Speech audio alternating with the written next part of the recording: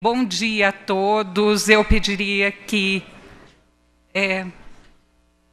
todos se sentassem, todos se acomodassem, né? Nós hoje fizemos algo diferente e não temos mais cerimonial na casa. Então, eu vou ainda tentar ser uma cerimonialista. Então, já peço desculpas pelos equívocos, tá bom?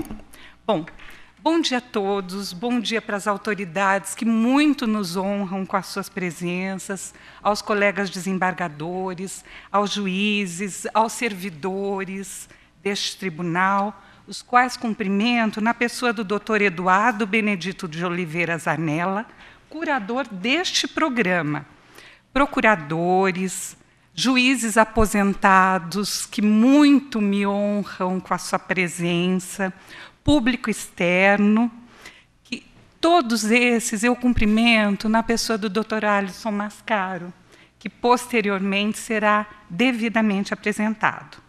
Sejam e sintam-se todos muito bem-vindos. Estendo o meu cumprimento nessa manhã a todos que nos assistem por transmissão simultânea. Por isso, então, temos que falar aqui desse lugar para que sejamos vistos. Não podemos, sair dessa casinha aqui. A Escola Judicial inicia este ano letivo dando continuidade ao excepcional trabalho que já vem sendo desenvolvido pelos diretores que me precederam e pela excelente equipe de servidores liderados pela Lara de Paula Jorge, trabalho que faz dessa escola referência no Brasil em capacitação de magistrados e servidores. É muito fácil desenvolver um trabalho quando já se tem um histórico construído, quando se teve a orientação pedagógica da excelente professora Cássia Kinzer, partindo-se do trabalho já construído, um alicerce maravilhoso, e só por isso a gente pode subir mais um andar desse prédio, né? Ou tentar fazê-lo de uma forma muito adequada, nesse momento, inserindo e democratizando a escola. Ela agora está mais preparada, vamos dizer assim, e neste momento, então, tentamos inserir todos os aposentados, todos os terceirizados e o público externo. Mas só porque conseguimos, durante todos esses anos, sedimentar um trabalho muito bem feito. Gostaria de fazer uma reflexão com todos para lançar e explicar uma nova forma de trabalho e um novo programa. O que é uma escola? Escola é locus de aprendizado, mas o aprendizado só se dá, efetivamente, quando a emoção abraça a razão. Só quando abrimos o nosso coração é que o nosso cérebro se prepara para receber o aprendizado. É simples verificar essa premissa. Qual é o nome da pessoa que nós nos lembramos quando somos apresentados a muitos? É aquele que nos olha, é aquele que nos cumprimenta com afeto, é aquele com o qual nós criamos rapport e identidade. Fora disso, podemos verificar aulas excelentes, mas de nada lembramos. Isso a arte faz muito bem. E é por isso que estamos hoje lançando um projeto que integra a escola, a música, arte e cultura. A música e a arte produzem um efeito de nos conduzir a um estado de emoção que nos propicia sempre a abertura ao aprendizado.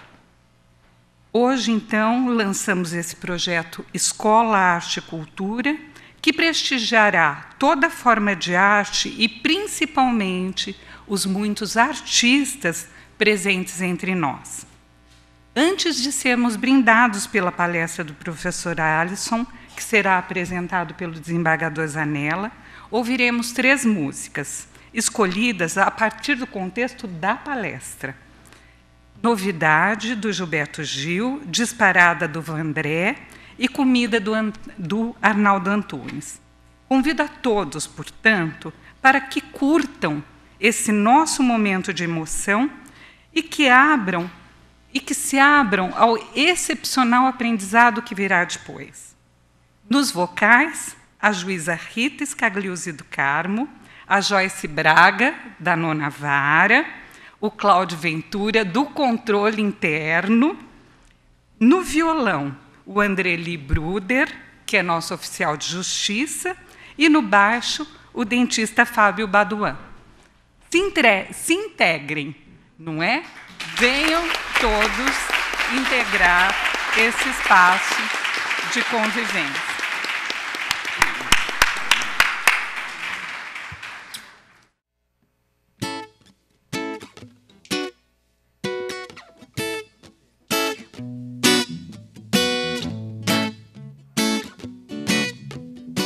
Quem sabe pode acompanhar aí, vamos lá.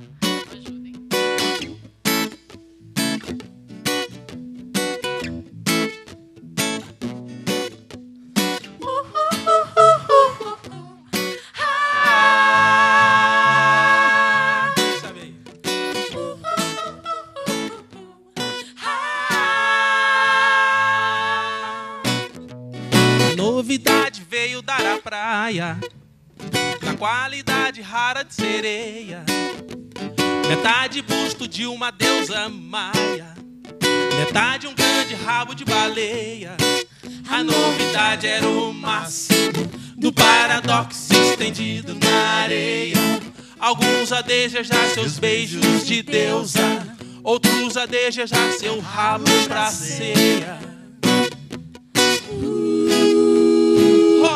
Mundo tão desigual, tudo é tão desigual.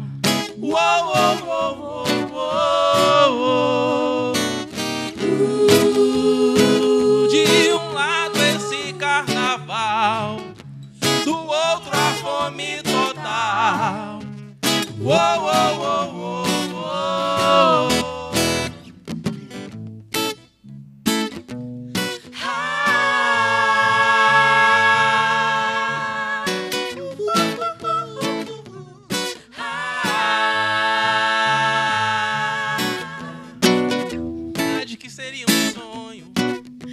O milagre risonho da sereia virava um pesadelo tão medonho.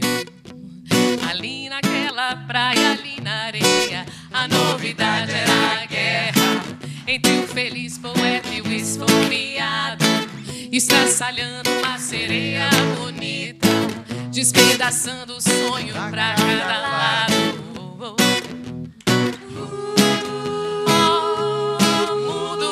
Desigual, tudo é tão desigual. Oh, oh, oh, oh, oh. De um lado esse carnaval, do outro a fome total. Oh, oh, oh, oh, oh.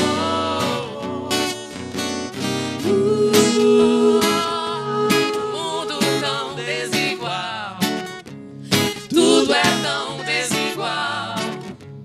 Oh, oh, oh, oh, oh. De um lado esse carnaval, do outro a fome total. Oh, oh, oh, oh, oh, oh.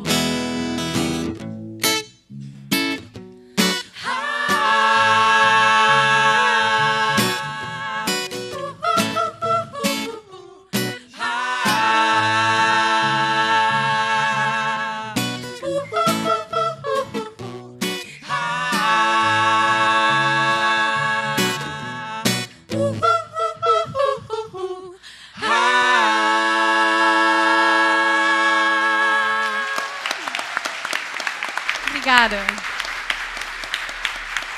Obrigada, gente.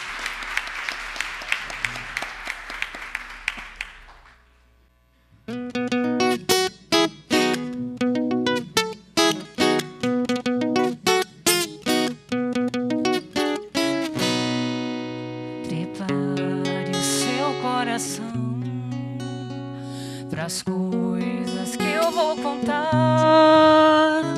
Eu venho lá do sertão, eu venho lá do sertão, eu venho lá do sertão e posso não lhe agradar. Aprendi a dizer não, ver a morte sem chorar, e a morte, o destino todo, a morte, o destino tudo estava fora do lugar. Eu vivo pra consertar. Na boiada já fui boi, mas um dia me montei, não por um motivo meu ou de quem comigo houvesse, que qualquer querer tivesse, porém por necessidade de um dono de uma boiada cujo vaqueiro morreu.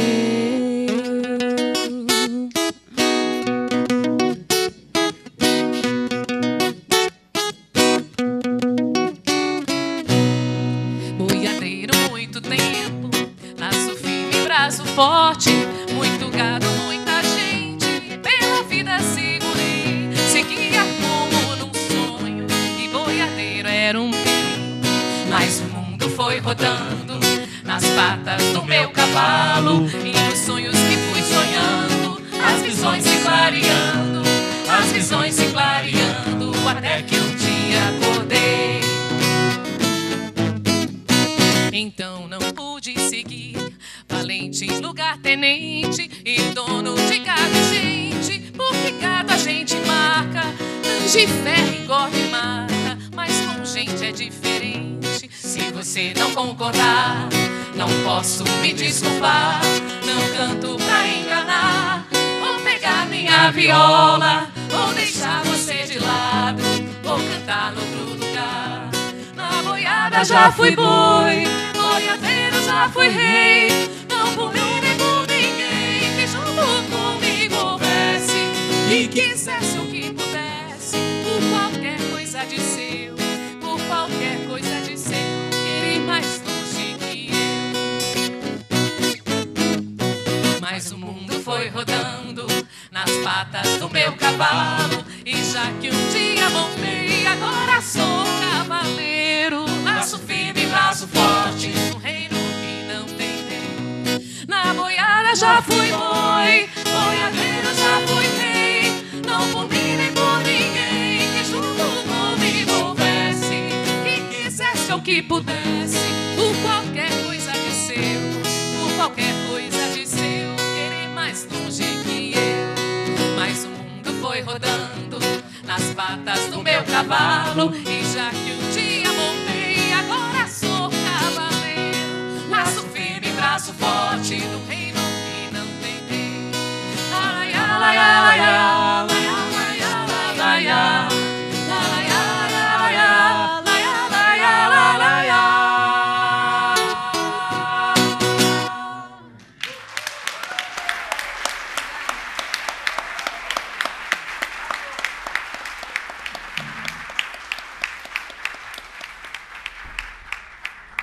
A gente vai fazer comida de titãs.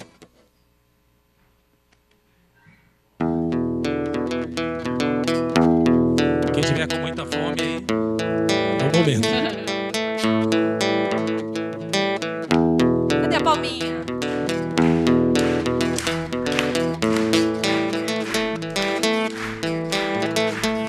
Bebida é água, comida é pasto. Você tem sede de quê? Você tem fome de quê?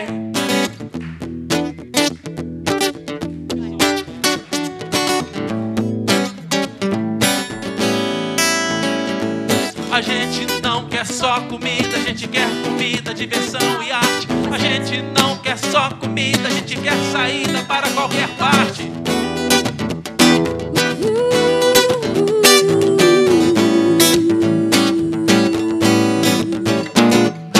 gente não quer só comida, a gente quer comida, diversão, balé. A gente não quer só comida, a gente quer a vida como a vida quer.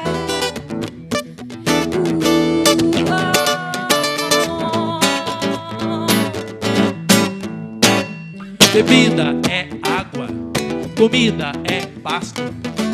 Você tem sede de quê? De quê? Você tem fome de quê? De quê? A gente não quer só comer, a gente quer comer e quer fazer amor. A gente não quer só comer, a gente quer prazer pra aliviar a dor. A gente não quer só dinheiro, a gente quer dinheiro e felicidade. A gente não quer só dinheiro, a gente quer inteiro e não pela metade.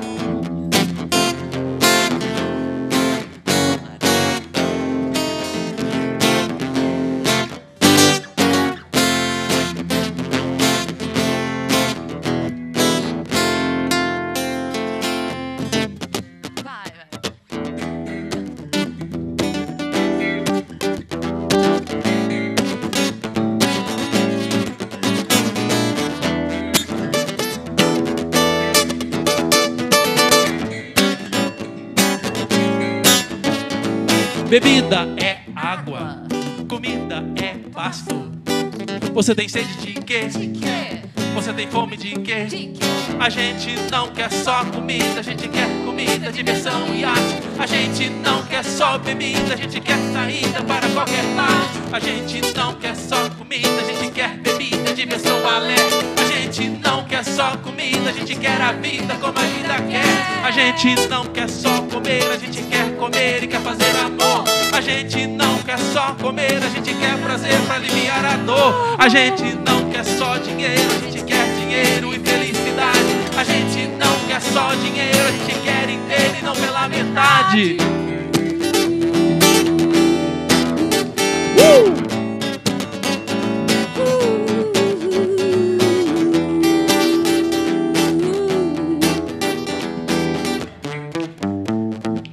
Pra fechar.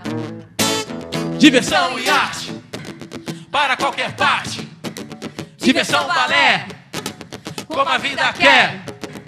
Desejo, necessidade, vontade. Necessidade, desejo. Necessidade, vontade. Necessidade, desejo. Necessidade, vontade. Necessidade, desejo. Necessidade, vontade. Necessidade.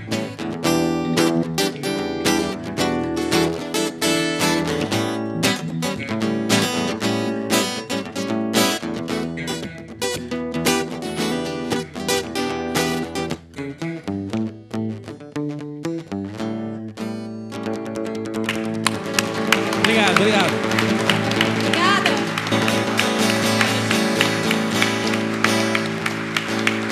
Obrigado.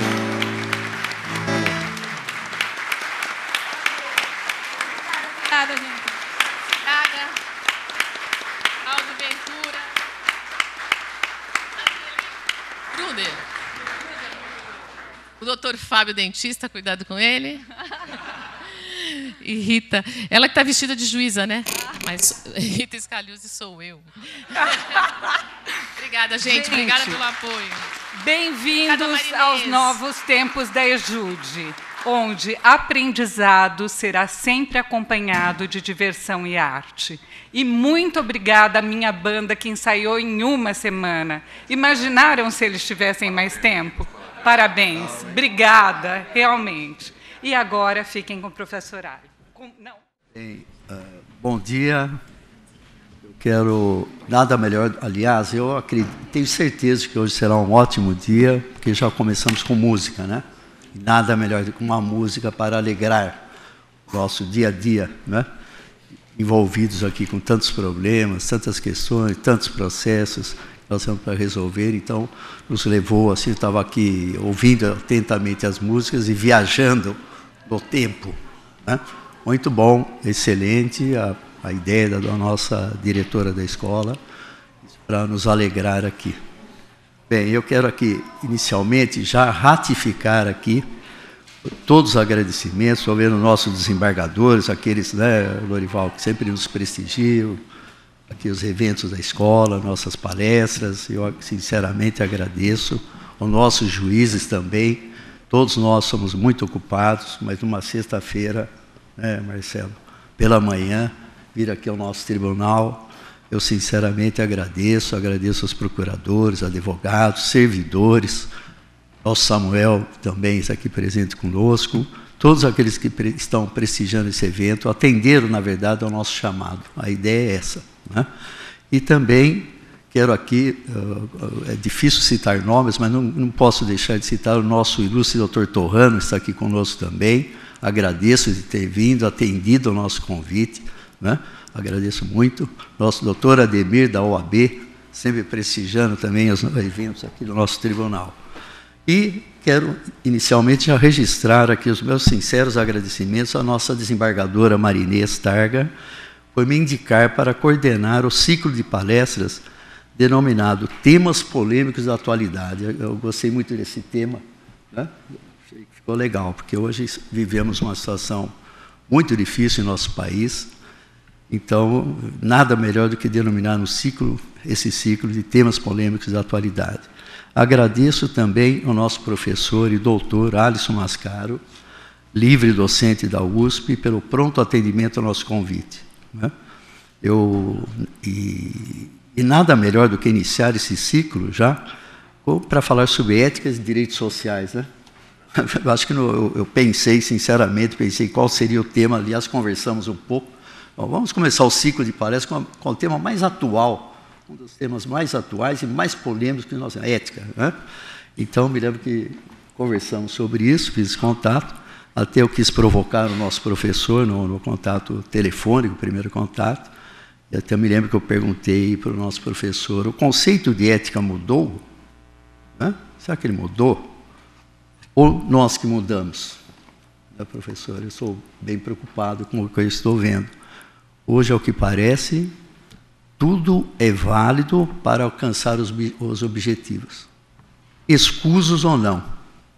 Essa, sinceramente, que eu anotei hoje cedo, Lorival, foi isso aqui, não é? O que eu tenho visto aqui no nosso dia a dia, não só na nossa área, em geral, né? Uma situação muito difícil. Então, aqui, era nesse sentido, é nesse sentido que eu quis provocar o nosso professor, bastante conhecido aqui, inclusive, do nosso tribunal, mas eu não queria perder essa oportunidade de ouvi-lo e fazer a primeira palestra. Aqui, muito rapidamente, né, já falei que é professor da Faculdade de Direito da Universidade de São Francisco, é doutor e livre-docente em Filosofia e Teoria Geral do Direito, pela USP, autor, dentre outros livros, de Introdução ao Estudo do Direito e Filosofia do Direito, e de Estado e Forma Política, e Crise e Golpe, hein? Não temos... Desculpa, acho interessante. Muito bem, mas ninguém veio aqui para me ouvir, e sim para ouvir o nosso professor Alisson, então que já fica com a palavra e reitero meus agradecimentos. Obrigado, presidente.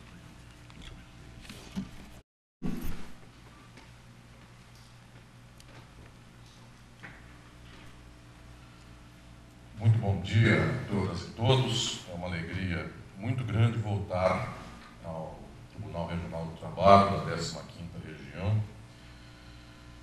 Excelentíssima desembargadora Marinês Targa, em nome do excelentíssimo desembargador Eduardo Zanella, eu quero cumprimentar a todas e todos os desembargadores, magistrados do trabalho aqui presentes na manhã de hoje, magistrados da Justiça Estadual Paulista, em nome do Dr. Torrano, que tenho a alegria de rever nesta manhã aqui, cumprimentar aos companheiros e companheiras da advocacia, a todos os trabalhadores do Poder Judiciário, trabalhadoras, estudantes de Direito, que têm notícia que se encontram aqui, procuradores do trabalho, procuradoras do trabalho.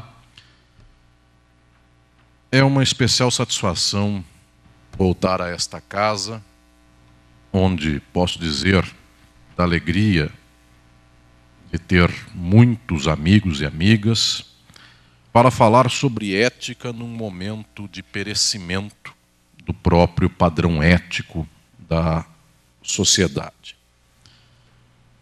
Existe, senhoras e senhores, um sentimento que se deve ao nível psicanalítico de qualquer pessoa, em todos os tempos, de dizer que os tempos estão em decadência. Toda pessoa, em algum momento, começa a dizer que a nova geração não estuda, que as pessoas não têm o comportamento que deveriam ter. E quase que Freud diria, isso é um dado do nível psicanalítico, porque nós esquecemos como fomos quando jovens e então começamos a dizer que as pessoas estão ouvindo as músicas mais absurdas do mundo e então estão ouvindo funk, e onde já se viu algo assim, e no nosso tempo era o tchan. Então, nós achamos que o presente está sempre um pouquinho pior do que o passado.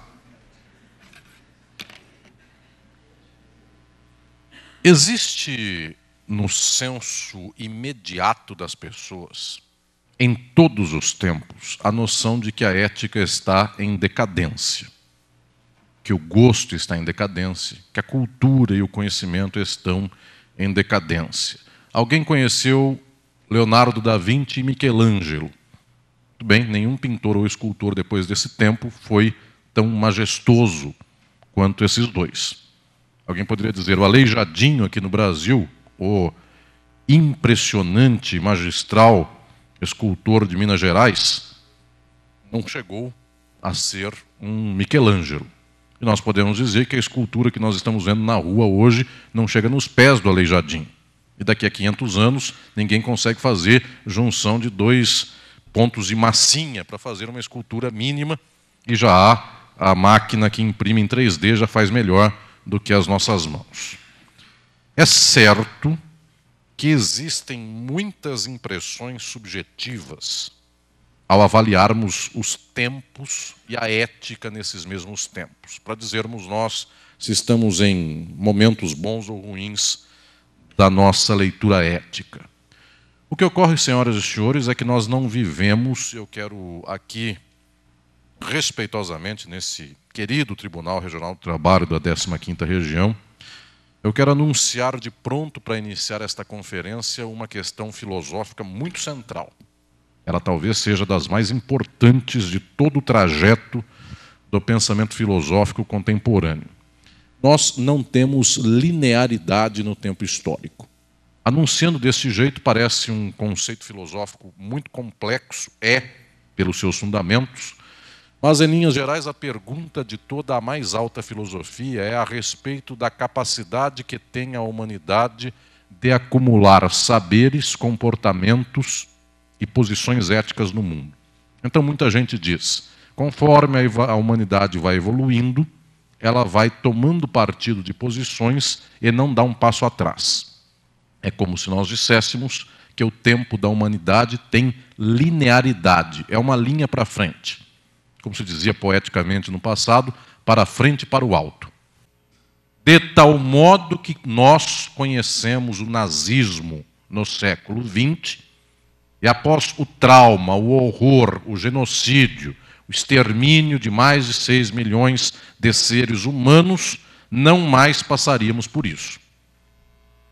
Nós conhecemos a infâmia da escravidão no Brasil até 1888, nos Estados Unidos até quase na mesma época, e então Estados Unidos e Brasil jamais deixariam acontecer novamente este horror da própria escravidão. O tempo passado foi ruim, a linearidade da história nos mostraria que o presente é melhor do que o passado e o futuro melhor do que o presente. Este sentido animou, inclusive, muito do que é a fundação do direito do trabalho e da justiça do trabalho. A justiça do trabalho, pensada nas sociedades contemporâneas no século XX, ela daria conta de civilizar o nível das relações do trabalho e das relações sociais, de tal sorte que jamais voltasse à escravidão, de tal sorte que jamais houvesse retrocesso nas conquistas juslaborais. A OIT afirma isso. O Brasil é conveniado em tratados no que diz respeito a esse princípio de proibição do retrocesso dos ganhos e garantias laborais e sociais. Este sentido de que a história é linear quase nos anestesia, porque nós vamos dizer, nunca voltará um tempo de horror, Nunca voltará um tempo de mais exploração ainda das condições do trabalho. É daqui para frente, nunca daqui para trás. Senhoras e senhores, esses tempos voltam. A história não tem linearidade. Existem dois modelos filosóficos altamente complexos para dizer que a história não tem linearidade. O primeiro dos dois é o mais banal, peculiarmente é o que mais comove as pessoas. Esse modelo foi inventado pelos gregos, lá no mundo antigo. Esse modelo é muito tipicamente grego, não é hebraico, não é das culturas dos povos do continente africano, não é da Ásia. Esse conhecimento é europeu antigo, grego.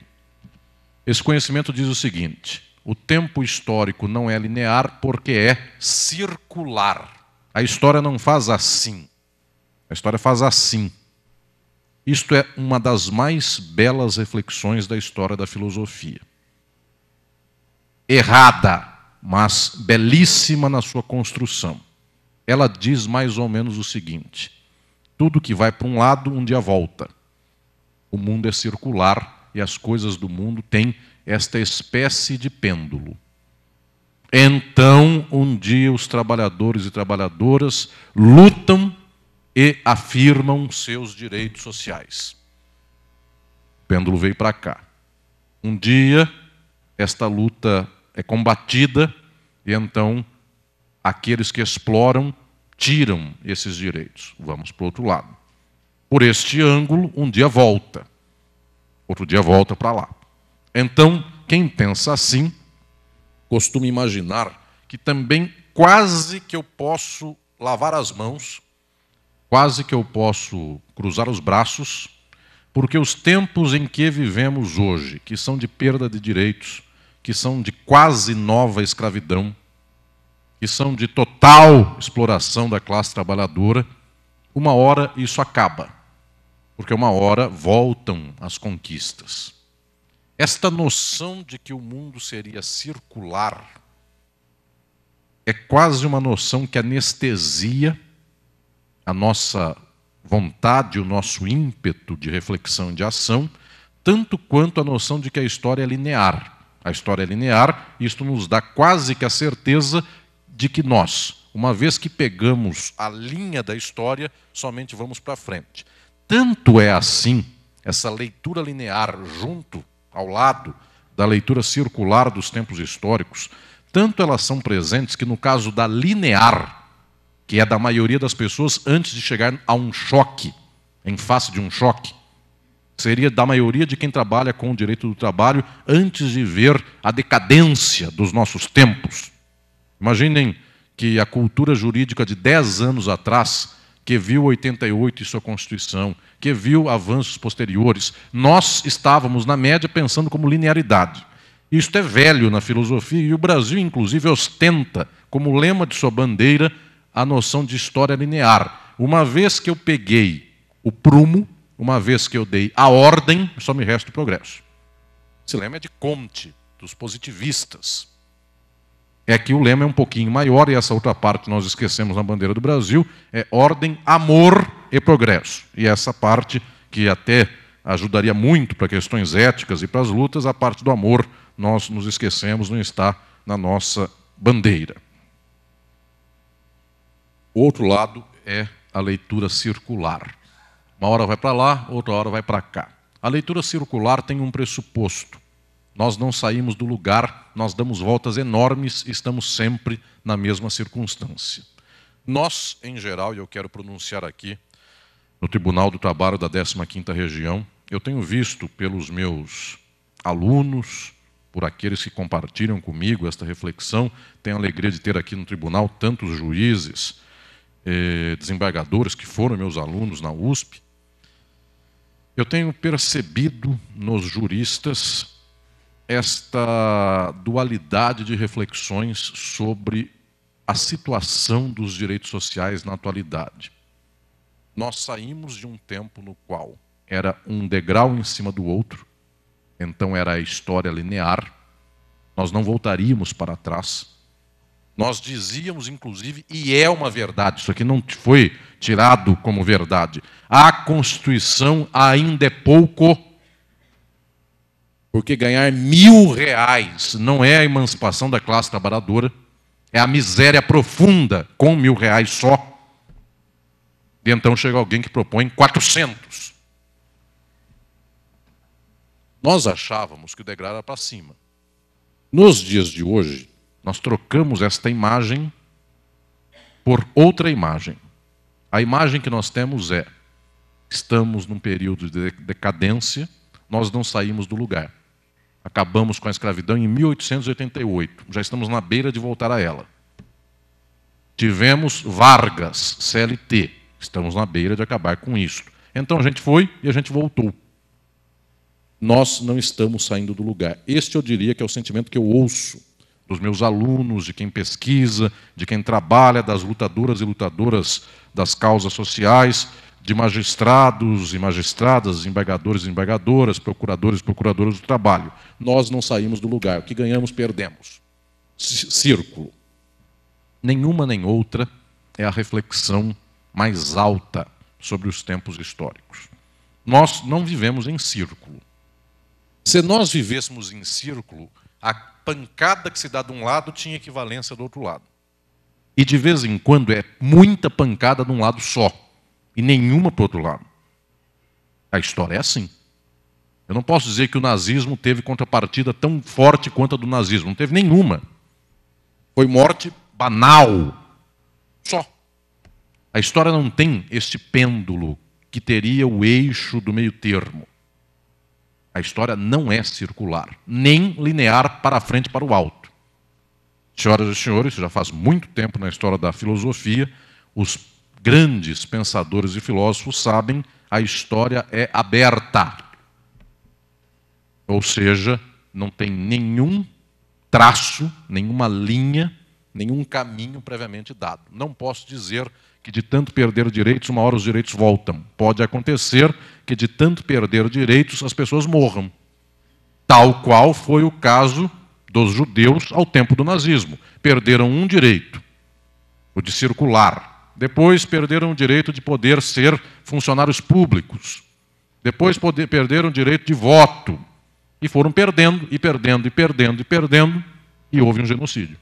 Não tem contraposição. Os armênios sofreram um genocídio antes, e desde lá não retomam o seu monte sagrado que fica a 10 quilômetros da sua capital, porque não tem pêndulo que volta. Uma vez dado, ficou. O Iraque perdeu os poços de petróleo faz 15 anos, quase 20.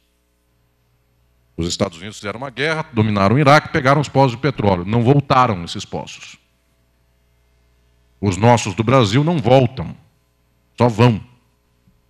A Vale foi e trouxe de volta, os senhores sabem o quê? Lama. O que estou dizendo é que a história é composta de eventos abertos. Esta é a melhor tradição da filosofia. O último grande exemplar da filosofia circular foi um pensador do século XIX, que foi Nietzsche. Ele resgatou os gregos, a tragédia grega, e começou a postular que, de fato, o tempo da humanidade era só circular. Depois disso, o século XX demonstrou que nós não temos nem sequer pêndulo, é evento aberto. De tal modo que um pensador muito pouco citado hoje, mas em algum momento muito citado, que era Lenin, e não sei se sabem as senhoras e os senhores, era de início advogado trabalhista na Rússia, e percebeu que se ele morresse advogando em favor dos trabalhadores pobres, se ele advogasse todo dia, fosse ao tribunal que julgava causas do trabalho na Rússia, ele salvava umas 3.000 pessoas, e então ele fez uma conta muito rápida, quantos trabalhadores pobres tinha na Rússia? Era muito mais do que 3.000, era na casa de milhões e milhões, e resolveu fazer uma revolução. Ele se pergunta assim sobre o tempo da história. Pode um país muito atrasado fazer uma revolução muito adiantada? Sim, desde que o povo se levante e faça. Não tem nada que impede algum povo de fazer uma luta. Não posso dizer existem degraus. A teoria dos degraus diria, primeiro a gente perde tudo, aí um dia a gente ganha um direito, no outro dia outro direito. Então, se nós perdemos toda a CLT e a Constituição, é a volta degrau por degrau. Disse Lenin, não, porque eu não tinha uma linearidade que me diria que iria cair tudo isso e eu tenho que voltar nesta escada. Não há uma escada que eu tenha que seguir, de tal sorte que eu posso perder tudo e eventualmente ganhar tudo mais rápido do que eu perdi. Nós sabemos disso. A sociedade capitalista mundial sabe disso, porque o mundo está numa crise do capital tamanha. O mercado de especulação do que se tem em contas bancárias ou em derivativos ou papéis de governos ou mesmo depósitos em bancos no mundo gira na casa de 600 trilhões de dólares. E o mundo, para pegar tudo que ele tem concreto, microfone, celular, copo d'água, caneta, roupa, livro, o mundo tem para entregar 100 trilhões. Ou seja, tem 500 trilhões de papel que, se um dia todos esses capitalistas forem buscar o que é seu, o mundo não tem para entregar. Isso chama crise do capital. Tanto isto é patente que a única forma que tem o capitalismo de resolver a crise é tentar salvar quem tem a conta no banco do país que tem mais exército contra quem tem a conta no banco de país que tem menos exército. De tal modo que quem tem mais exército pega o petróleo de quem tem menos exército e assim alguém que vai buscar esses tantos trilhões lá no banco de lá tem o petróleo daqui. É um jeito de resolver a crise tirando de um, passando para o outro. É um freio de arrumação. Via de regra, os países resistem a perder o seu petróleo, tirando um caso em que as pessoas bateram palma e panela para perder o petróleo. Que eu não vou dizer que país é esse. Tem uma música, inclusive, para falar no meu lugar. Na próxima vez, vem a música.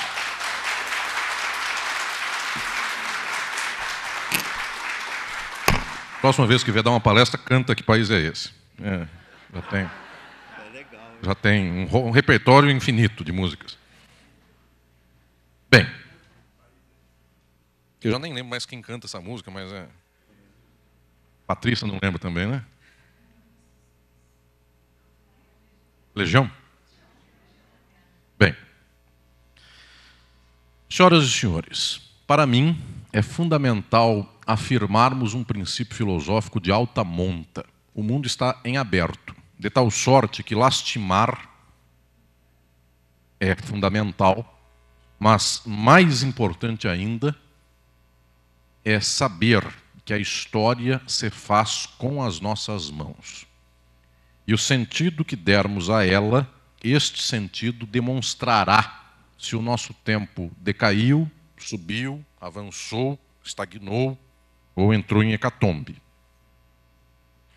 Digo isto porque esta reflexão é central para entendermos num grau mais alto as questões filosóficas da própria ética. O tempo presente exige de nós que digamos alguma coisa como ponto de partida da nossa ação e da nossa luta sobre o que se passa. Então, aonde as pessoas se aferram para falar a esse respeito? Elas dizem, está na Constituição a garantia social de trabalhadoras e trabalhadores. Não podemos interpretar de outro jeito. Senhoras e senhores, não há papel de lei no mundo que resista a qualquer coisa que o poder queira impor em sentido contrário. Já um velho filósofo nazista, que não se deve citar, embora tenha sido um homem genial, mas um gênio do mal, que era Carl Schmitt, ele dizia, juristas juspositivistas não entenderam uma coisa. E qual era essa coisa? Não adianta eu colocar uma CLT, eu não usou CLT, mas uma norma, uma lei, não adianta eu colocar uma CLT e uma Constituição e dizer não haverá retrocesso porque a lei proíbe. Dizia o velho Carl Schmitt, com uma espingarda na mão e com o poder do dinheiro, não tem papel que resista. Vocês vão dizer, precisa de muita genialidade schmittiana, nazista para dizer isso? Não, alguém já teria dito, sem ser filósofo, que basta um cabo e um soldado para fechar um tribunal. Precisa de muito.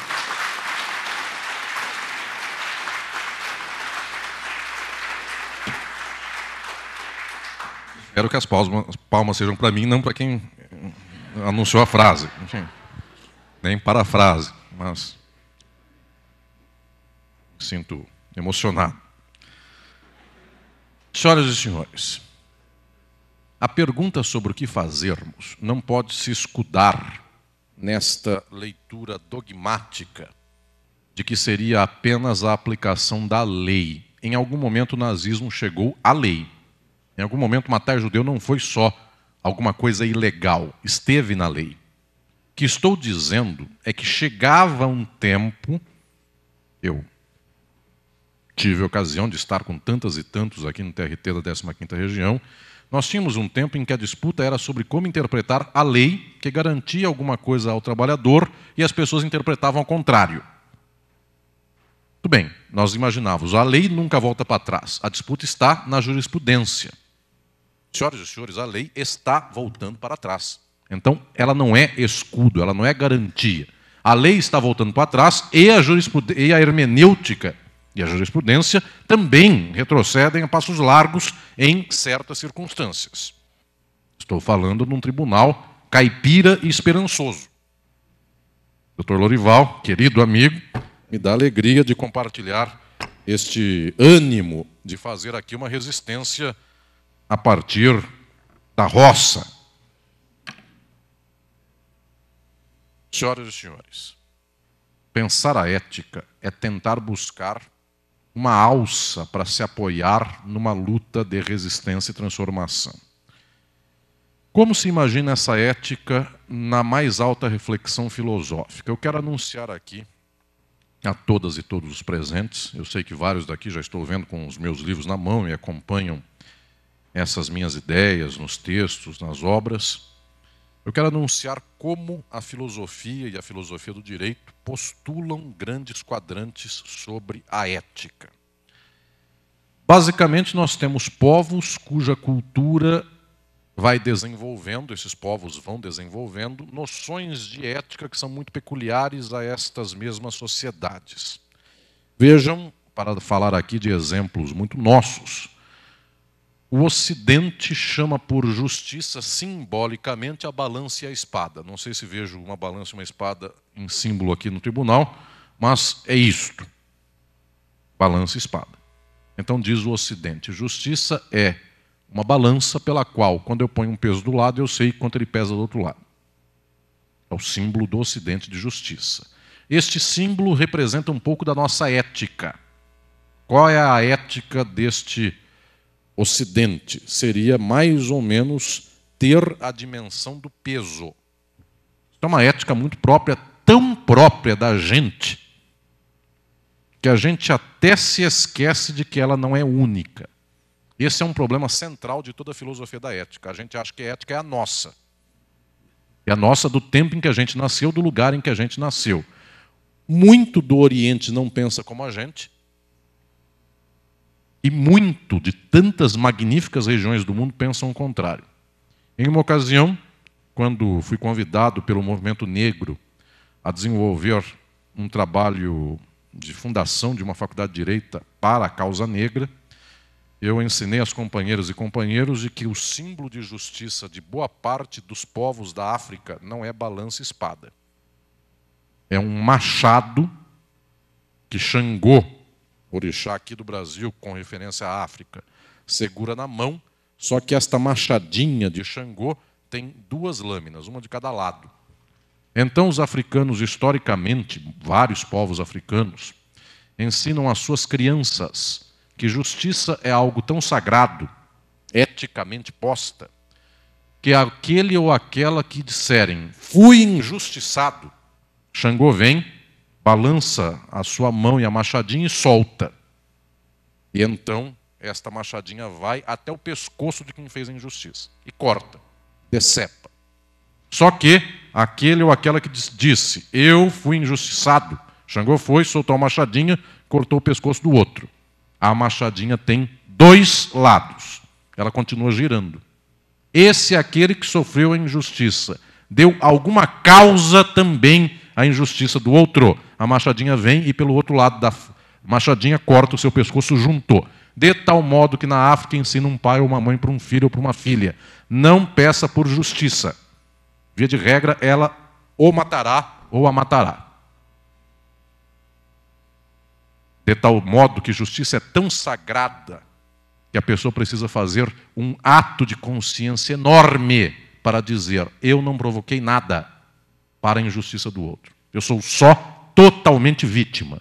Então, na África, as pessoas pedem, por favor, por gentileza, mas quase nunca por justiça. Porque precisa ter muita tranquilidade e paz para dizer que é só vítima totalmente. No Ocidente, os senhores sabem bem, uma pessoa faz uma petição de juntada e pede isto como forma de justiça, 3 exclamações. Ou seja, justiça para nós é qualquer coisa. Uma vez, Patrícia me acompanhou muito tempo nas aulas na USP, minha querida Olga, que está aqui presente também. Uma vez eu saí do Largo São Francisco com a minha turma da USP, do meio-dia, ponho o pé para fora e os alunos fazendo pergunta, e então a gente entrou, estava um sol enorme, a gente saiu, estava quase chovendo já, e uma chuva e uma nuvem muito fechada. Disse um aluno para o outro: que injustiça, eu ia para a praia. Vejam, nós usamos a palavra injustiça para clima, para petição de juntada de documentos. Um africano não usa assim. Justiça é algo muito sagrado. Estou dizendo que a nossa balança e espada é o nosso símbolo da justiça, mas não deveria ser a única forma do mundo se exprimir. Disse ao movimento negro, inclusive: não quero que saia uma faculdade com um símbolo de balança e espada, porque o símbolo é da Grécia. E quantos por cento dos brasileiros são descendentes de grego? 0,1%. E 60% são descendentes de escravizados e escravizadas da África. Eu não encontro um tribunal do Brasil com machadinho de Xangô. E todos com 0,1%. Consta que o Fidel Castro, me desculpem falar isso aqui, um dia chegou no Brasil, era o Fernando Henrique Cardoso, o presidente da República, eram amigos, só para que conste aí, porque as pessoas acham isso absurdo, mas eram. E consta que o Fidel Castro foi dado a ele, pelo Fernando Henrique Cardoso, uma nota de R$1. Era um dinheiro novo, surgiu bonitinho. O Fidel olhou e falou: que bonito é. O que é essa estátua? Disse então: é a República do Brasil. Mas não é uma estátua grega? Sim. E por que ela é a República do Brasil? Porque é. Quantos por cento de brasileiros descendem dos gregos? Respondeu o sociólogo, então presidente: 0,1%. Ele diz: puxa vida, esperava que seria uma mulata. E, meus senhores, se alguém colocar Elza Soares na nota de R$1, haverá racistas que serão contrários a isso. Tenho certeza que haverá uma campanha nacional contra a nota do R$1. Tem que ser uma estátua grega, que nada tem a ver com a cultura do Brasil. Estou dizendo isso porque os nossos padrões éticos, eu não consigo fechar a carteira agora, mas... É de 100, mas é a única que eu só tenho ela também. Então, coisa dela, põe nas suas mãos, tá bom. Tá, totalmente. Então vejam lá. Obrigado, doutor Zanella. O que eu estou dizendo aqui é que, efetivamente, nós temos padrões éticos, cada povo de um jeito, cada cultura de um modo, e nós nem percebemos isso.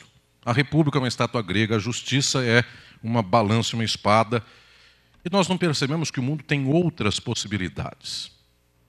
Dito isto, temos culturas que geram éticas. Eu quero dobrar a aposta e eu quero levar esta reflexão a um nível mais alto. Porque a consequência de eu dizer que cada povo tem sua ética é quase culturalista no sentido de falar que eu não consigo ter mínimo denominador comum das coisas porque cada povo pensa de um jeito.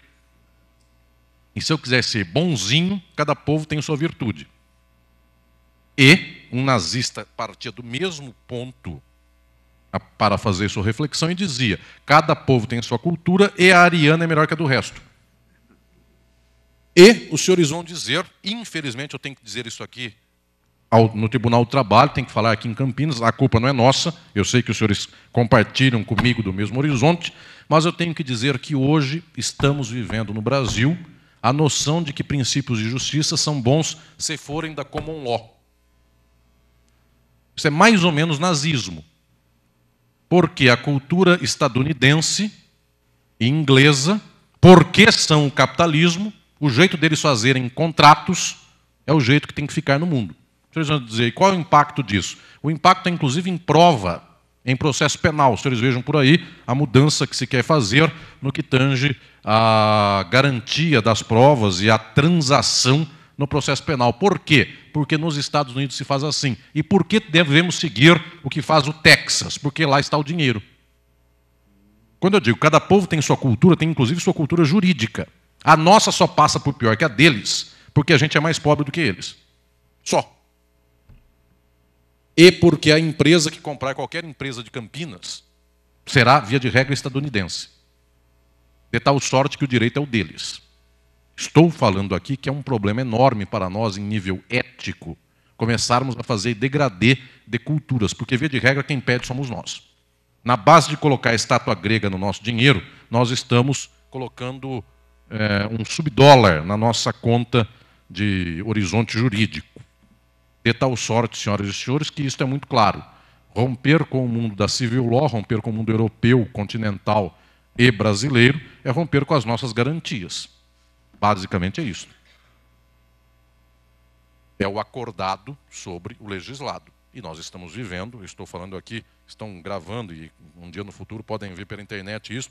Estou falando em 2019, o mundo ainda não acabou, só para constar, estamos ainda lutando para que ele exista. O meteoro não chegou, o que é uma pena, porque resolvia mais fácil todos os problemas. Mas entendam o que eu estou falando. Para nós, estamos vivendo num tempo no qual a destruição da Constituição e da CLT se faz mediante pacto, mediante este acordo privado que acaba com a justiça do trabalho, inclusive. Faz com que não haja sentido em pensar que um contrato de trabalho seja distinto de um contrato de compra e venda, de locação. É o mesmo princípio que vai extinguir a própria justiça do trabalho. Como a filosofia resolveu isto e encaminhou estas questões? Eu chamo a atenção das senhoras e dos senhores para o fato de que o alvorecer da filosofia que se deu efetivamente com os gregos antigos, lá há 3.000 anos, esse alvorecer da filosofia teve que se ocupar das questões da ética. E, basicamente, Sócrates, que naquele momento em que despontou, foi considerado por muitos, inclusive pelo oráculo de Delfos, que nunca teria errado, como o homem mais sábio do mundo, Sócrates postula uma reflexão sobre a ética que foi desenvolvida mais pelo seu mais brilhante aluno, que foi Platão, e Platão ensina e encontra uma colheita dessa ideia no seu mais brilhante discípulo, o neto intelectual de Sócrates, portanto, o filho intelectual de Platão, que foi Aristóteles. Para os fins que me interessam aqui nesta conferência, Aristóteles escreve a mais importante obra da ética do mundo antigo, Ética a Nicômaco. Nenhum livro grego tinha nome, nenhum livro era um punhado de papiros. No entanto, este texto foi dedicado ao filho dele. Aristóteles dedicou ao filho Nicômaco, então é conhecido como Ética a Nicômaco. Nesta obra, Aristóteles se dedica a desenvolver o problema da justiça e a entender a baliza do justo na sociedade. Muito bem, Aristóteles vai considerar que justiça é a correção das desigualdades. Traduzindo em termos muito imediatos, senhoras e senhores, é tirar de quem tem mais e dar para quem tem menos. Isto era Aristóteles. Ele dizia, uma sociedade só é boa e as virtudes só são plenas quando elas estão no meio. Tanto assim que os medievais, em latim, Aristóteles era macedônio e escrevia e falava grego, mas os medievais, quase um milênio depois de Aristóteles, quando comentavam sobre Aristóteles, falavam virtus in medium. A virtude está no meio. O que quer dizer meio? Havendo um que tem muito e um que tem pouco, isso não é virtude, nem ética.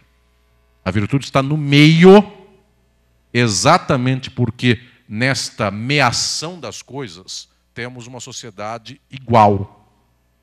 Uma sociedade na qual as pessoas têm um mínimo ou as condições para o seu desenvolvimento, para a sua afirmação na própria sociedade. Então, diz Aristóteles, quem é o homem justo? É quem tira de quem tem mais e dá para quem tem menos.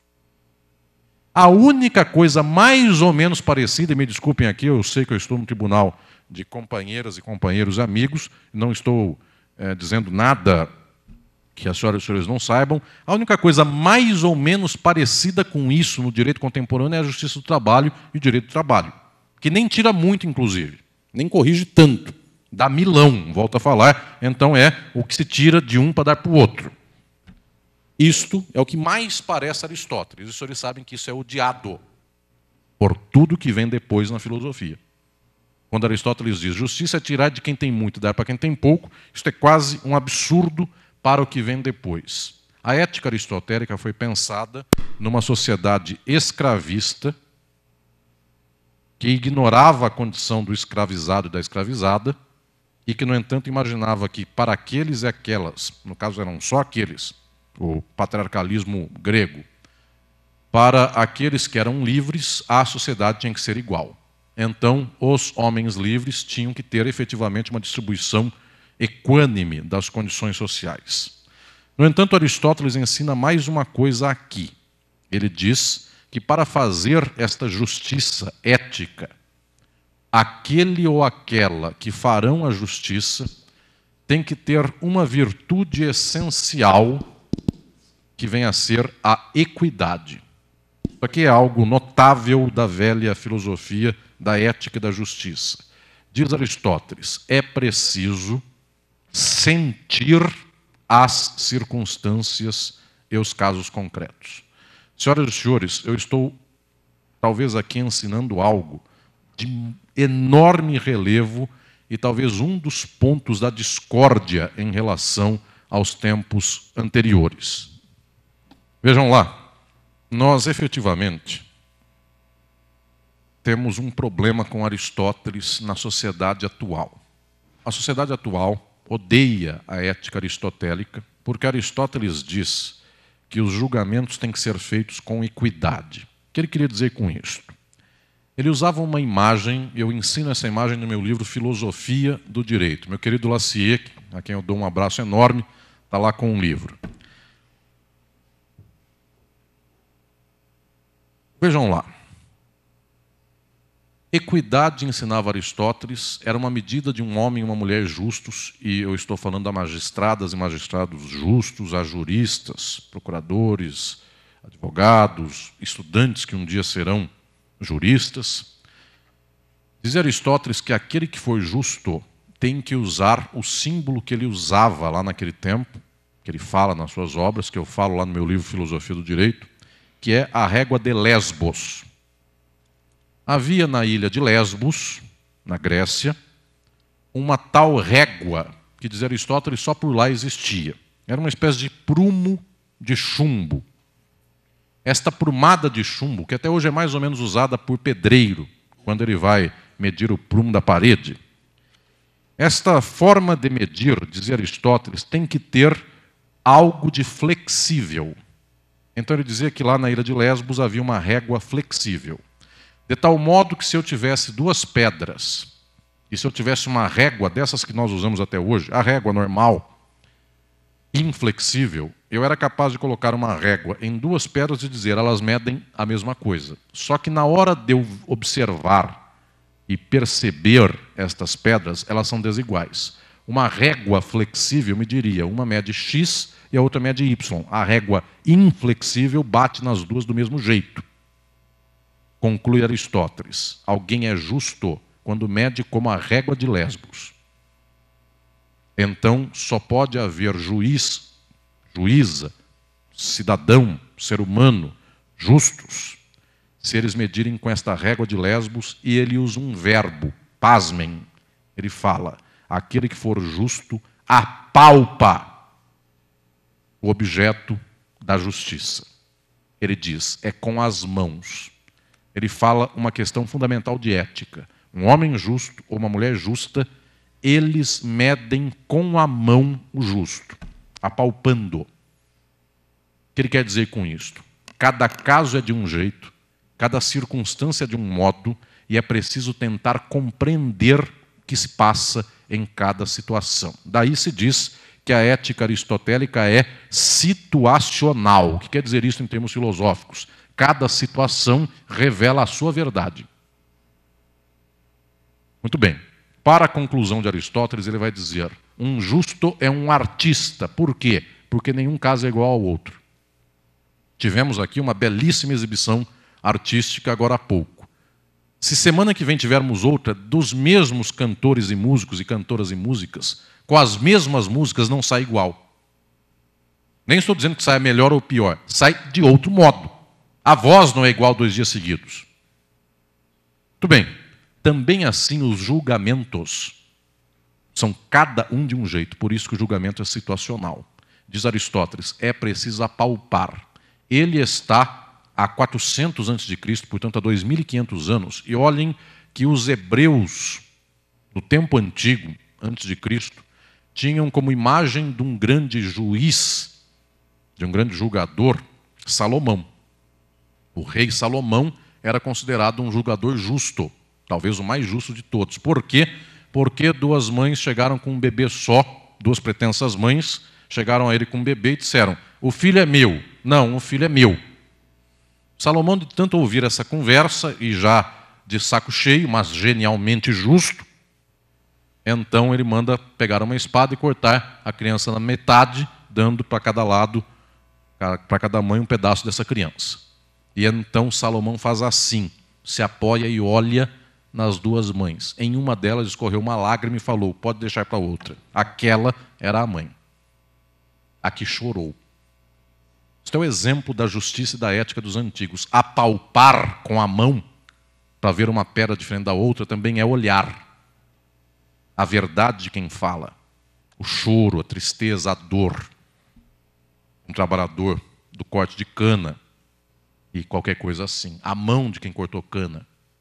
A ruga no rosto, ou algo desse. Este foi o Salomão justo e ético dos antigos.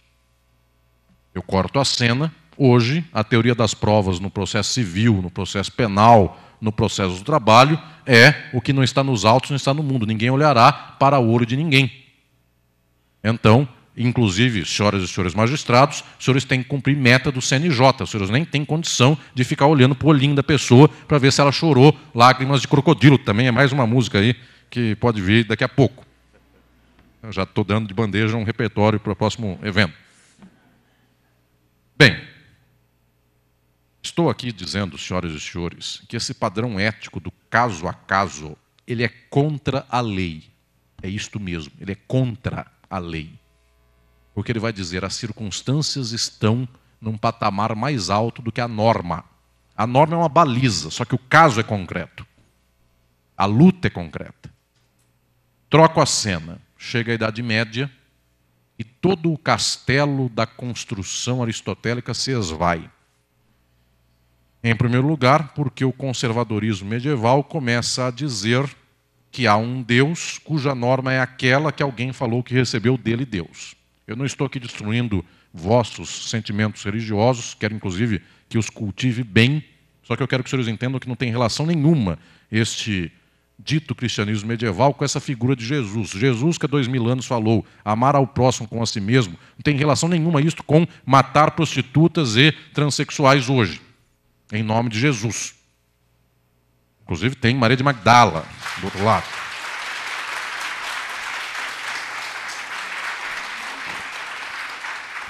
Só que o fato é que o cristianismo, filosoficamente posto e historicamente dado, ele não é de Jesus, mas é dos que mataram Jesus e depois pegaram o símbolo dele para administrar, que são os romanos. Então a igreja de Jesus está em Roma, cujo povo matou Jesus. Então, os senhores já sabem, via de regra, na terceira geração, se compra o passe do símbolo dos outros e o administra com lucro. E um homem que nasceu numa manjedoura para ver tanto ouro e tanto poder e tantos templos de Salomão e outros mais, é uma certa contradição. Insisto com o fato de que este cristianismo medieval começa a falar que ética não é olhar para a circunstância, porque eventualmente se olhar para uma transexual, ela chora. Eventualmente se olhar para uma prostituta, ela tem uma história. E ela chora também. Ela tem dor, tem ruga, tem filho. Tem todo o processo da contradição da vida. E se o velho Aristóteles dizia, justiça é apalpar, e o Salomão olhava no olho, se na Idade Média eu começar a olhar no olho de um pobre, eu choro e lhe faço justiça. Para que eu não faça justiça a um pobre, eu não devo olhar para o olho de ninguém. De onde vem a norma da ética? Deus fala com alguém, passou por esse alguém. Então alguém vem com a regra de Deus. Vocês já entenderam a ironia de tudo isso? E esta regra de Deus mandou matar Joana d'Arc, que tinha 19 anos. Quem é o homem justo e ético da Idade Média? Não é quem olha para o caso. Acabou a justiça situacional. Não é mais da situação, do ambiente, da circunstância. Justiça é ser cumpridor. O justo é aquele que é cumpridor de norma. Então, se a norma de Deus mandou matar prostituta, assim deve ser. Se Joana d'Arc é considerada bruxa, morre. Só. O jurista e o homem justo é aquele que não chora. É aquele que não olha a lágrima rolando no olho de alguém. Senhoras e senhores, eu posso olhar aqui para essa multidão de alunos que está aqui presente. Dos alunos, para quem já trabalha com o direito, os senhores sabem que o modelo de não olhar para quem chora é o que venceu no direito de lá até hoje. Aristóteles foi abandonado. Via de regra. Estou falando num tribunal que é exceção. Os senhores já entenderam que eu não vim xingá-los, vim elogiá-los. Via de regra, as pessoas não querem chorar nem ver choro. Como é que isso se substitui a partir daí? Existe uma tradição conservadora religiosa que diz que religioso não é quem ama o próximo, religioso é quem segue regra de Deus. Essa tradição cada vez mais vem aumentando. Ela é basicamente, inclusive, hoje, cultivada nos Estados Unidos. Por lá se diz o seguinte: Deus odeia o pecado das lésbicas. Mandou avisar perante seus representantes, vocês já estão entendendo toda a ironia dessa história, Deus mandou anunciar que odeia o pecado das lésbicas. Então, um bom cristão não é quem olha para a lésbica e a apoia, é quem faz justiça divina. E, portanto, é contra os direitos LGBTs.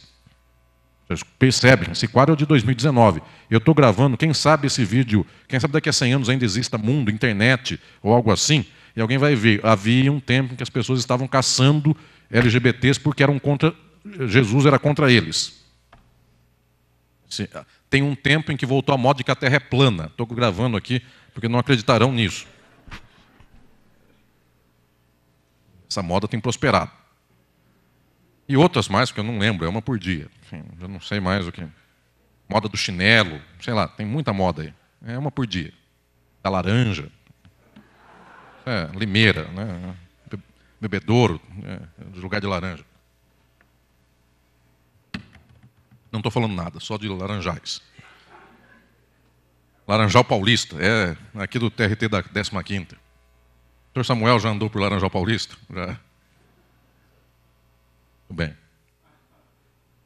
vejam lá, observem neste caso que esta noção de uma ética religiosa, ela tirou a sensibilidade do religioso. Não tem nada mais diferente de Jesus do que um cristão. Jesus é um homem que olhava para a prostituta, não deixou que a apedrejassem, e os cristãos, em geral, são os homens da pedrada. O meu livro Filosofia do Direito, ao final dele eu falo sobre a filosofia atual do mundo, do século XX para agora. Um enorme pensador do século XX, que foi o alemão Wilhelm Reich,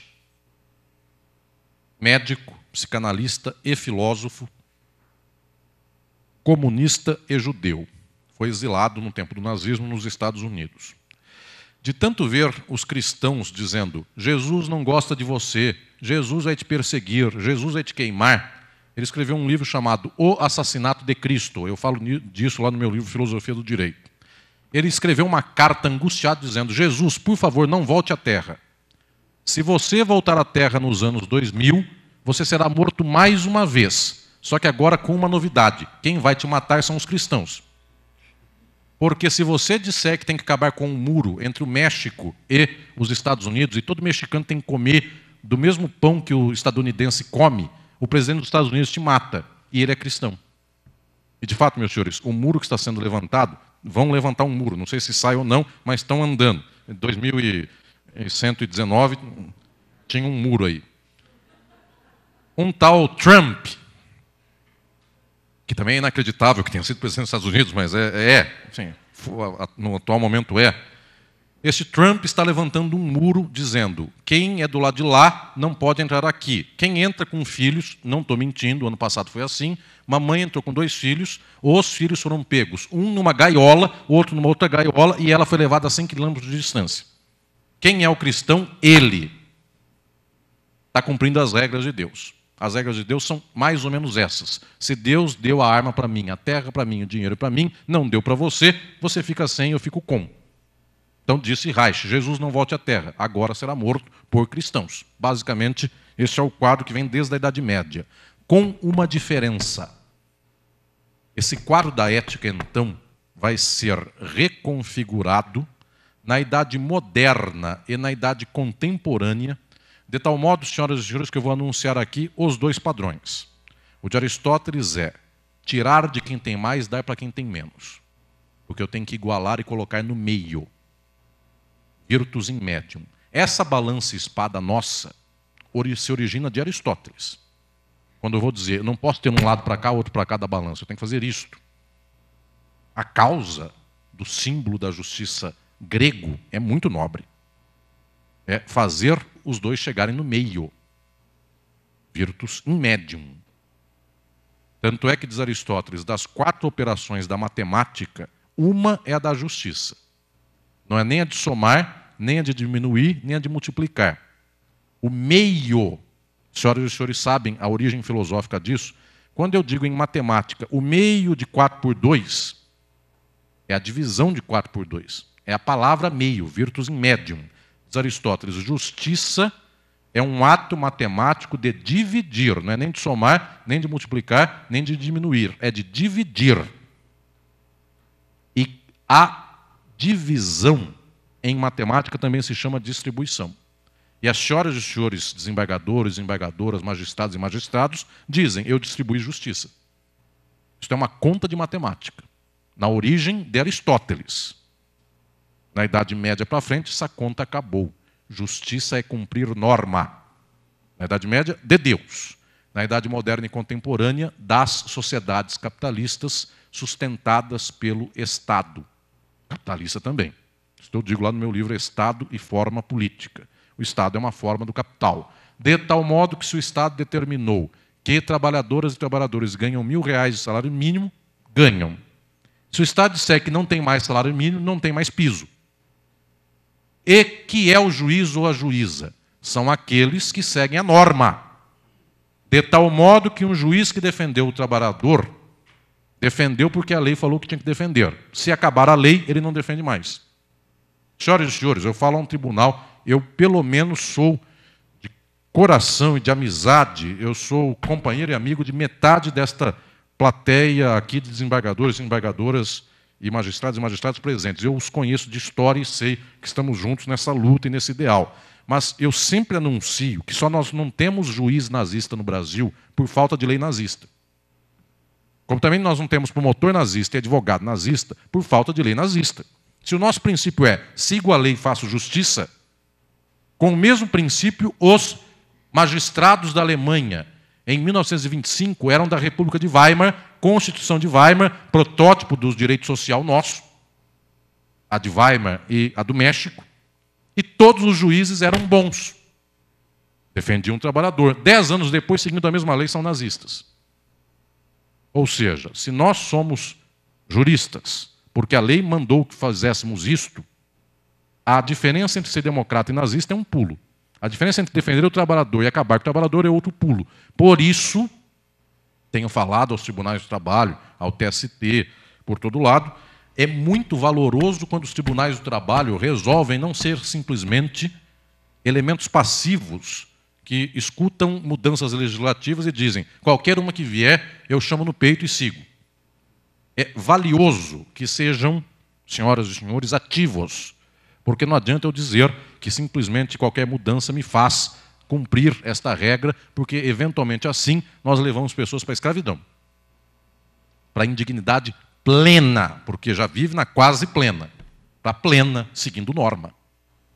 Este princípio de seguir norma vem dos séculos da Idade Média, passam pelos séculos da Idade Moderna e chegam até agora. Quem é o antípoda de Aristóteles? É o homem que fundou o princípio da ética e da justiça da burguesia, o alemão Kant. Kant disse: Aristóteles está errado, eu não devo olhar para o olho de ninguém, nem apalpar situação nenhuma. Um homem será justo quando ele julgar sem olhar para o caso, sem olhar para a circunstância, somente olhando para a norma que ele deve cumprir. Vocês já ouviram falar que Hans Kelsen é um neo-kantiano, porque na teoria pura do direito, o direito enquanto ciência é uma plena aplicação normativa e só. Qual é a proposta de Kant?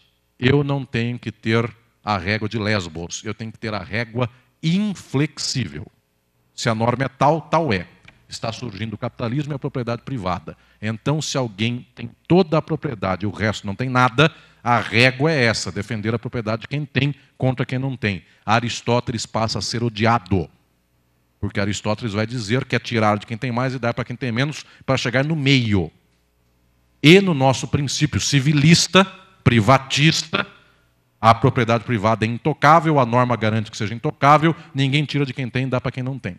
Por isso, senhoras e senhores, eu vim fazendo elogio aos senhoras e senhores presentes. Por isso a lógica do mundo capitalista, que é de direito privado, odeia o direito do trabalho. Não é que as senhoras e senhores e a Justiça do Trabalho deu muito para o povo brasileiro. Deu pouco, muito pouco. Mesmo assim, o ato de dar 10 centavos é odioso. Porque a lógica é contrato privatístico. Se um acordou com o outro, que vai trabalhar para o outro, em troca de R$17, chama-se autonomia da vontade. Esse é o princípio do direito, do capital. Por que vem alguém dizer R$17 não pode? Eu aceitei trabalhar para o outro, na mina de carvão do outro, sabendo que por lá só tem um bar que me vende arroz, o saquinho, por R$80. E eu ganho 90. E tenho 3 filhos. E então estou sempre com dívida. Não vem alguém me dizer que isso tem equiparação a trabalho escravo, análogo à escravidão, porque eu fui lá trabalhar para ele porque quis, assinei um contrato. Senhoras e senhores, faz, desde o tempo de Vargas, quase 70 anos, talvez um pouco mais, quase 80, faz quase 80 anos que existe direito do trabalho e até hoje a sociedade não engole e o direito não engole a justiça do trabalho. Tanto é que na primeira volta da esquina, a primeira coisa é acabar com a justiça do trabalho. Eu nunca ouvi, em anos que sou professor da USP, falo pelo Brasil e pelo exterior, nunca ouvi no Brasil nem no exterior alguém dizer: será que a gente vai acabar com a justiça civil? Nunca ouvi um negócio desse. Nunca alguém falou para mim: tem que acabar com a justiça penal. Eu ouço do nosso lado. Gente dizendo: tem que acabar com a indústria da criminalização, tem que acabar com essa história de que qualquer um tem que ser preso. Nunca vi alguém ser preso na cadeia, nunca vi alguém ser corrigido na cadeia. Sai pior. Eu vejo do nosso lado dizer: tem que acabar com essa indústria de colocar para dentro da cadeia. Mas eu não vejo alguém falando: tem que acabar com a justiça criminal, do empresarial. O que eu vejo? Acabar com a justiça do trabalho. Por onde quer que eu vá no mundo, fui fazer uma palestra na Argentina outro dia, qual era o debate dos meus companheiros e companheiras juristas de lá? Estão querendo acabar com os direitos trabalhistas da Argentina. Eu falei: igualzinho do nosso lado. Não tem diferença. Passo de Deus Livre e Uruguaiana é só uma ponte que separa, mas a desgraça é a mesma em toda a luta contra os direitos sociais. Senhoras e senhores, observem, são 2 padrões éticos. O de Kant, ele dirá o seguinte: homem justo é aquele que segue a regra. Agora vem a afirmação de Kant, num livro dele clássico, chamado A Paz Perpétua. Ele diz: homem justo é quem segue a regra, ainda que ela doa a alguém. Segue a regra sem exceção. Então, para Kant, o homem justo e o jurista justo, ele não chora, ele segue regra. O CNJ determinou às senhoras e senhores desembargadores e magistrados do trabalho que tem que julgar 17,3 processos por dia. O 0,3 é o detalhe interessante, enfim, os senhores deixam a sentença 1/3 encaminhada, para completar no outro dia. Mas vejam lá, alguém dirá: esse caso é diferente dos outros. Esse caso aqui me demanda ouvir todas as partes, me demanda apalpar as circunstâncias. Esse caso é totalmente diferente do outro. Eu preciso de 3 dias para fazer isso, tirar o CNJ. É assim ou é vagabundo? Não diz vagabundo, mas diz alguma coisa equivalente. E, em particular, diz que os vagabundos ali daquele tribunal não julgam. Bem, o que estou dizendo, senhoras e senhores, é que, efetivamente, a regra do direito atual, daquilo que se pensa como justiça atual, é uma regra de cumprir norma e não de olhar para a realidade. De tal sorte que eu vou anunciar o pior impasse ético aqui nesta manhã de hoje, nesta querida cidade de Campinas, onde estou vendo tanta gente querida que vem me ouvir. Eu vou anunciar o pior. A resistência e a dor que estamos sentindo por ver a perda dos direitos sociais não sensibiliza a maioria da cultura jurídica nacional. Nós imaginamos que é falta de falar. Então a gente precisaria chegar aos demais da cultura jurídica e dizer: você não está percebendo, o pobre vai morrer de fome, ou algo assim. Senhoras e senhores, o direito é praticamente todo assentado nisso.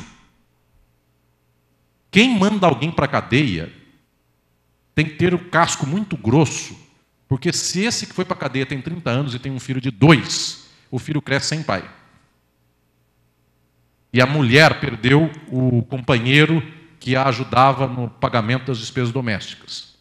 E vejam, senhoras e senhores, façam uma pequena pergunta para dentro de si sobre por quantas vezes na vida alguém da família, pai, mãe, filho, irmão, irmã, não foram fundamentais para dizer: queria seguir tal profissão.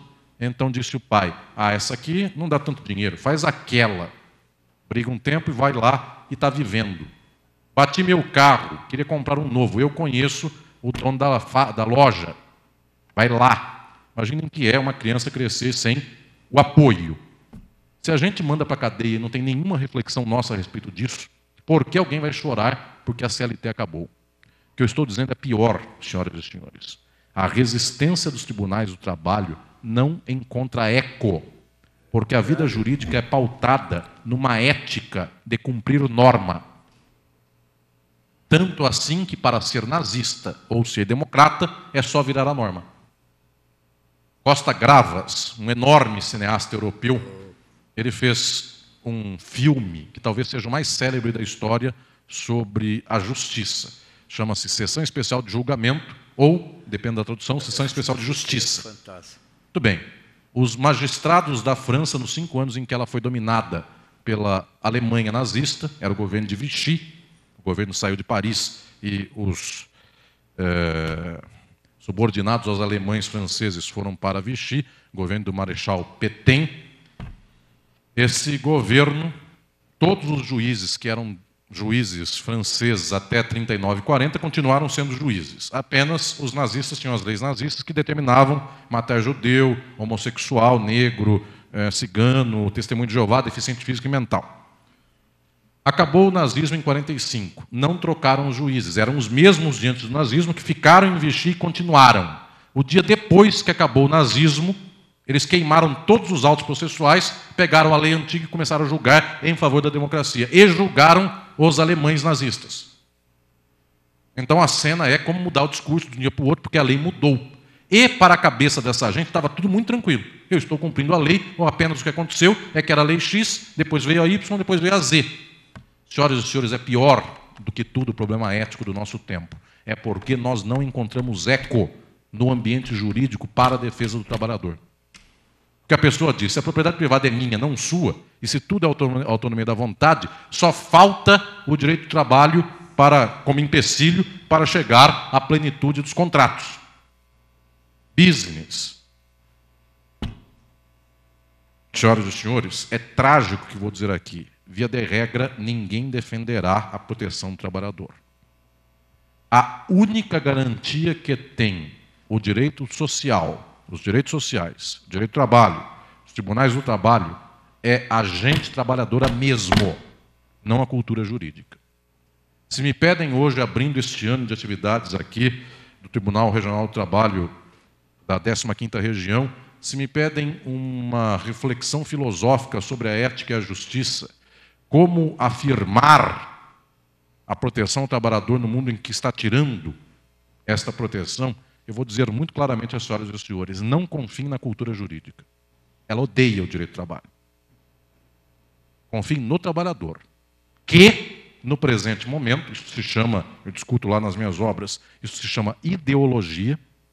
E um homem notável que todos devem ler, que foi Althusser, morreu na década de 80, ele descobriu por que as pessoas pensam o que pensam. Ele disse, porque a sociedade capitalista é composta de aparelhos ideológicos.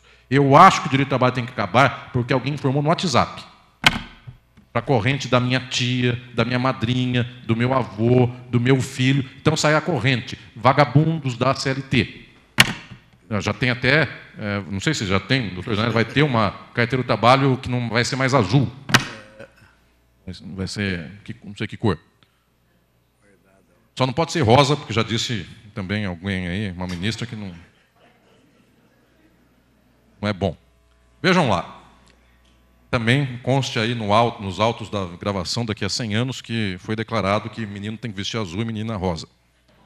Outras coisas mais foram declaradas, mas já esqueci tudo. É uma declaração por dia. Nesse momento alguém deve estar declarando alguma coisa.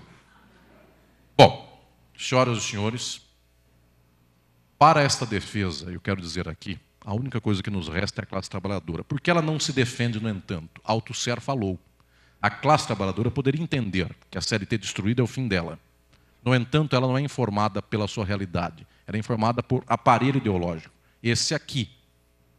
Esse aqui tem gente que não tem, verdade. Eu conheço muita gente que não tem esse. Só quem que não tem esse, chega em casa às 7 da noite e tem a televisão. Então, se esse aqui, na hora que faz plim, não chega a mim porque eu não tenho isso, à noite eu chego em casa e tem plim-plim. Então, de alguma maneira, chega a mim. Que é preciso odiar o direito do trabalho.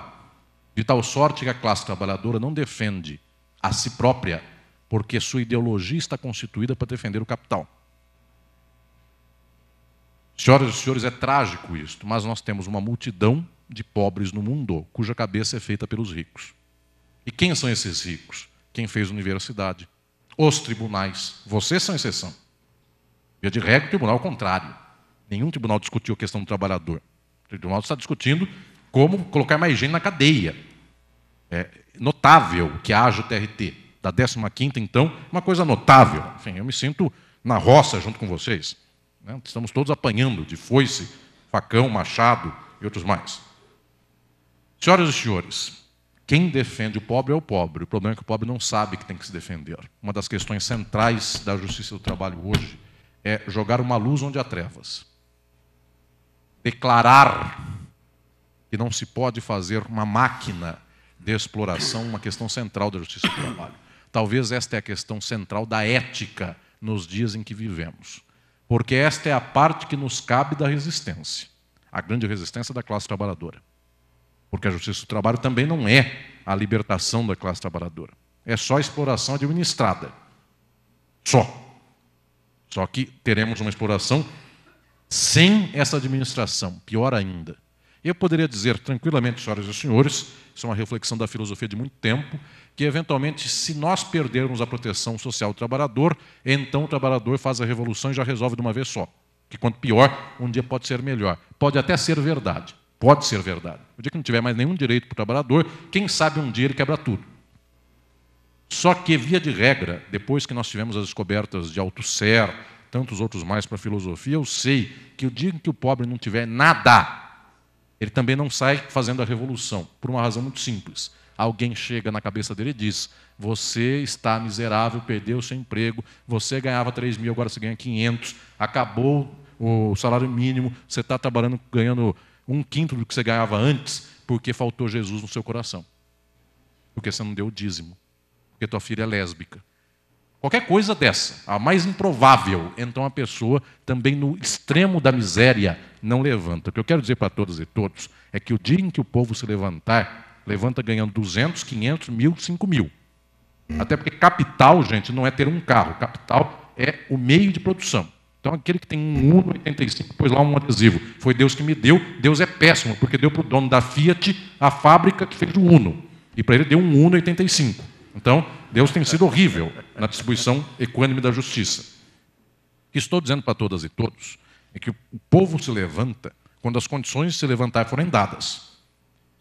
Só que eu não aposto que necessariamente ser pior levante mais. O que eu estou dizendo é quase em nível humanitário. Nós teremos um povo que, sem aposentadoria, morrerá na mendicância extrema. E nossos colegas do direito nada dizem sobre isso. Para eles o problema ético não é esse. Para eles o problema ético é o problema clássico. Qual é o problema clássico? Ser imparcial nas sentenças, não roubar, não matar e não desejar a mulher do próximo. Senhoras e senhores, são coisas necessárias para sociedades tribais de 3.000 anos, quando então alguém era dono de um clã de mulheres e não podia desejar a mulher do próximo do outro clã, porque isso era um problema que causava guerras. Esse não é o nosso problema de hoje. Eu não posso voltar à ética do pré-primário para dizer às senhoras e aos senhores, deem sentenças imparciais. Se for assim, nós estamos na estaca zero do problema social. Nós não apontamos a contradição. Estou insistindo com todas e todos com o fato de que o problema da justiça é um problema candente do presente. A história nos legou duas grandes teorias da ética. A antiga grega, que vai dizer, tirar de quem tem mais, dar para quem tem menos. Olhem o eco disso em gente que, em geral, o povo não gosta. Robin Hood é mais justo para o povão do que um jurista. E o Robin Hood tirava de quem tinha mais, dava para quem tinha menos. E ele entendeu Aristóteles.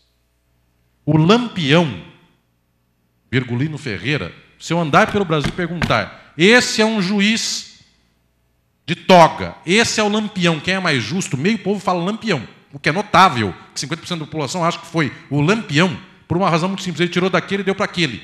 É um ato aristotélico, errado, absurdo. Não estou conste aqui que eu não estou fazendo nenhum elogio ao Lampião, mas observem, é algo nesse nível. Outro dia eu cheguei no México para dar uma conferência lá na UNAM, a Universidade do México, perguntei para a turma, e o Pancho Villa? Pancho Villa é nosso herói. Por quê? Porque pegou de um e deu para o outro. É o Lampião deles. Isto é um homem justo nesta acepção aristotélica. Quem tira de quem tem mais, dá para quem tem menos. Que é o homem justo na acepção burguesa capitalista, quem seguiu a lei. Meu problema, senhoras e senhores, é que tivemos até alguns momentos do capitalismo do século XX de leis com uma certa proteção à classe trabalhadora. O que temos, perdemos. É o meu mais recente livro, que se chama Crise e Golpe. Vivemos num tempo de crise do capital e agora nós estamos fazendo hiperexploração da classe trabalhadora. Então nós estamos tirando do pobre, muito pobre, para fazer a abundância de quem já é detentor dos meios de produção. Já está na conta de que 50% da riqueza do mundo está nas mãos de 26 pessoas. Metade. No Brasil, metade da riqueza do Brasil está na mão de 7 pessoas. O que nós estamos fazendo? Apertando mais ainda o povão para dar mais dinheiro para esses 7, porque o fim da Previdência Social, o fim da aposentadoria, é a aposentadoria privada de bancos. 3 dos 7 são banqueiros. Então a gente está tirando do povo para dar para esses 7. 3 dos 7 são banqueiros, um faz plim-plim, então ensina a gente a gostar do que o banco quer, e mais 2 que eu esqueci. 2 não aparecem por aí. E é melhor de ser rico é nem precisar dar as caras. Senhoras e senhores, que estou aqui insistindo com todas e todos, é o fato de que temos um dilema entre essa ética de só seguir norma e a ética de efetivamente corrigir a sociedade. Querida doutora Marinês, querido doutor Eduardo, queridos amigos e amigas, Eleonora querida, em seu nome eu cumprimento as embargadores e embargadoras aqui presentes. Eu tenho muita desesperança com o nosso tempo presente. Pasmem, piorará. Não ficará nisso. A derrocada é maior. Esta é uma crise do capital, do grande capital, e encontrou no direito do trabalho um de seus inimigos. Esse tribunal é inimigo da exploração do mundo. Piorará. Só que eu tenho, por dever de ofício, falar da esperança. Qual será a nossa esperança? Eu não aposto em juristas. As senhoras e os senhores são exceções. Eu podia falar de qualquer lado. Eu não aposto na minha faculdade de Direito, que é a mais velha do Brasil, onde eu estudei e dou aula. Por lá, a maioria não quer saber de defesa de direitos sociais. E posso, quem os senhores quiserem que eu xingue, eu teria um xingamento para dar. Então, só basta dizer, e a instituição tal? Também. E a qual? Fascista. E assim vai.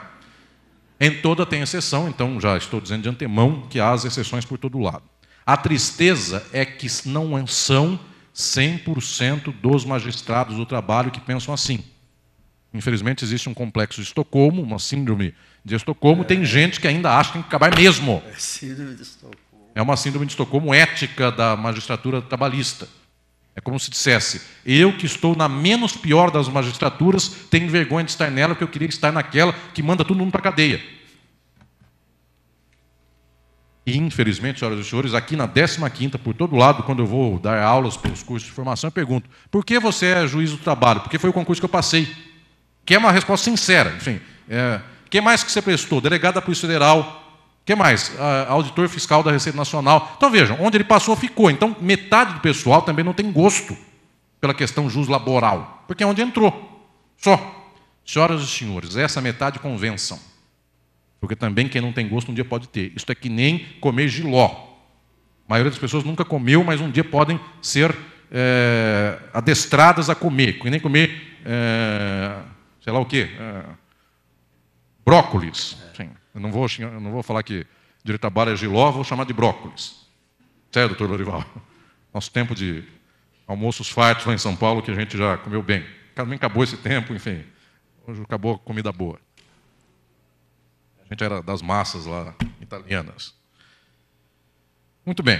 O que eu estou dizendo aqui, meus prezados e prezadas, é o fato de que nós temos uma luta que nem todos os que estão do lado dos trabalhadores estão engajados nela. Talvez o primeiro passo das senhoras e dos senhores é engajar a todo o mundo laboral nesta luta.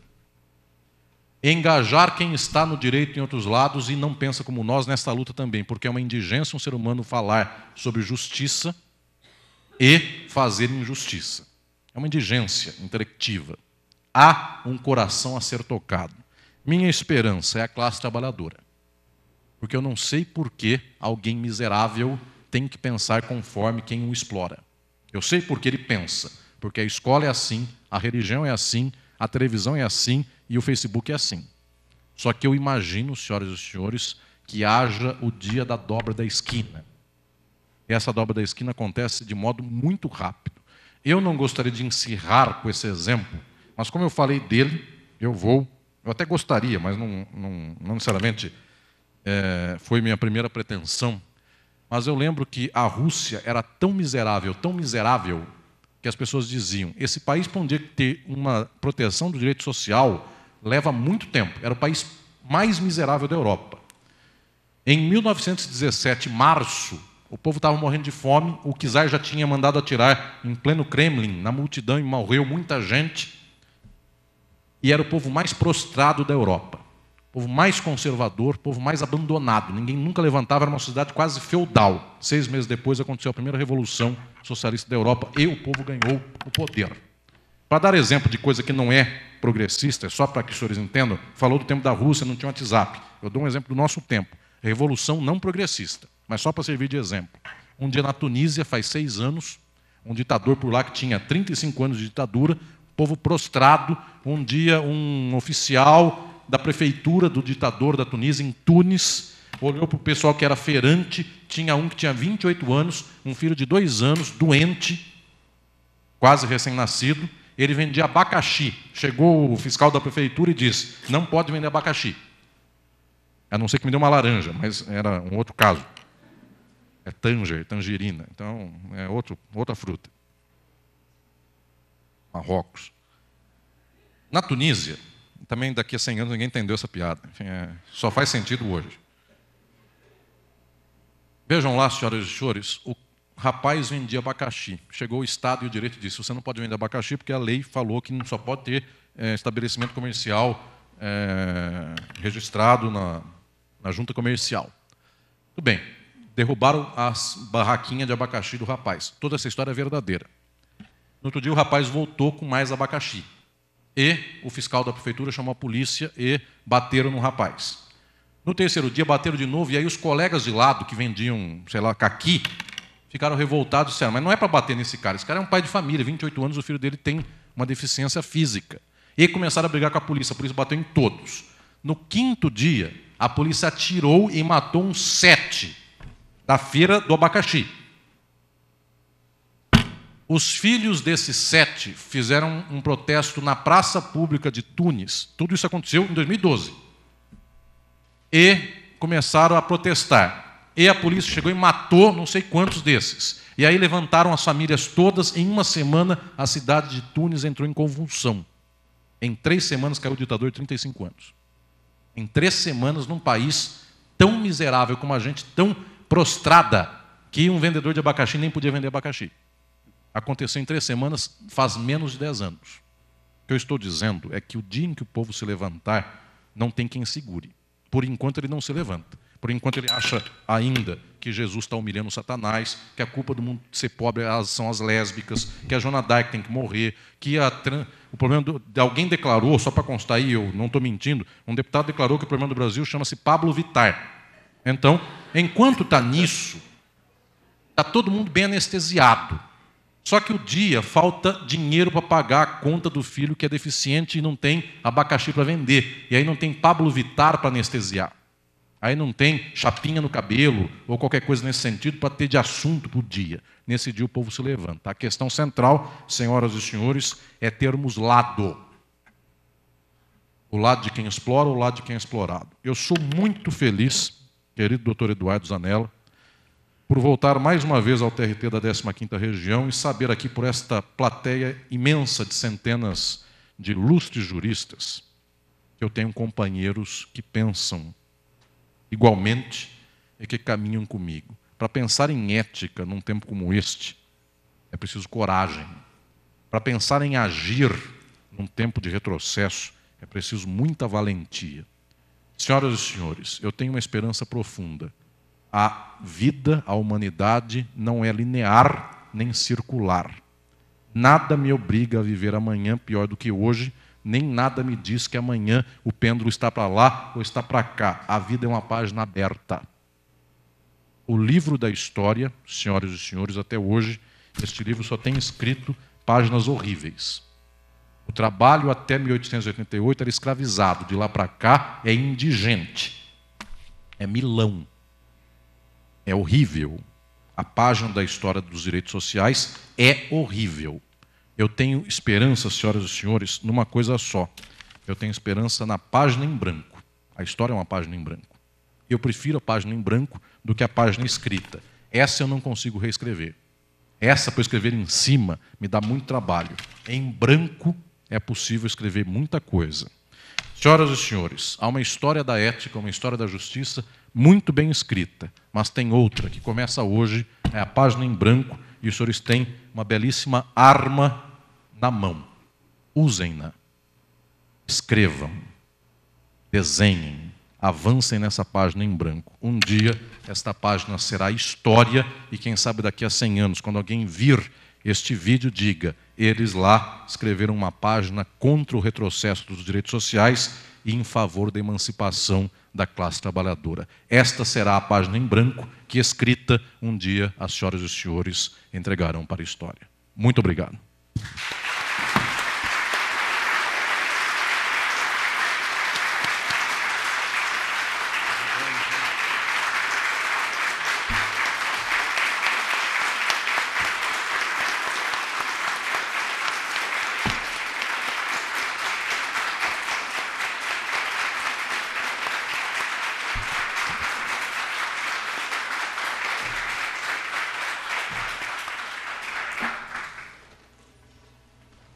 Bem, ao encerrarmos aqui, né, a primeira conferência desse ciclo de palestras, gostaria de só fazer 2 colocações, ver o nosso auditório lotado até agora, essa verdadeira aula, quanto nós aprendemos, né?